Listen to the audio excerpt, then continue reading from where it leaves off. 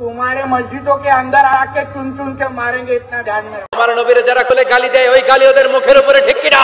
মাত্র পাওয়া খবর, একের পর এক কাণ্ডে উত্তাল ভারত। বিজেপি নেতা প্রকাশ্যে মুসলিমদের হত্যা করার ঘোষণা দেওয়ায় এবার বিপাকে পড়েছে মোদী সরকার। উত্তাল আন্দোলনের ঝড় বইছে ভারত জুড়ে।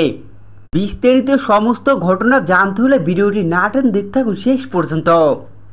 ভারতের ক্ষমতাসীন দল বিজেপির নেতা মসজিদে ঢুকে মুসলিমদের খুঁজে খুঁজে মেরে ফেলার হুমকি দিয়েছেন মহারাষ্ট্রের বিধায়ক নীতিশ রামেন।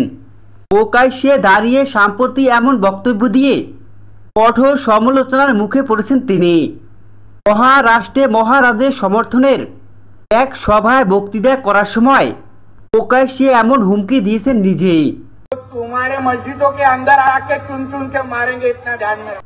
যেখানে তিনি সমস্ত মুসলমানদের উপাসনালয় মসজিদ, যেখানে ঢুকে এক এক করে সমস্ত মুসলমানদের মেরে ফেলার হুমকি দেয়।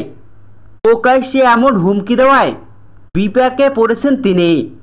বিজেপি নেতার এই প্রকাশ্যে এমন বক্তব্য মানতে পারেনি ভারতের কোনো মানুষ। জেগে উঠেছে ভারতের সমস্ত মুসলিম। বিজেপি নেতার এমন বক্তব্যে ভারত জুড়ে এখন আন্দোলনে ঝড় বইছে।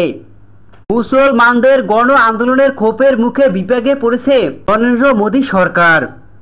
মুসলমানরা ভয়ঙ্কর আন্দোলন গড়ে তুলেছে বিজেপি নেতার এমন উদ্ভট মন্তব্যে, যা এখন রীতিমতো ভারতে তুলকালাম শুরু করে দিয়েছে।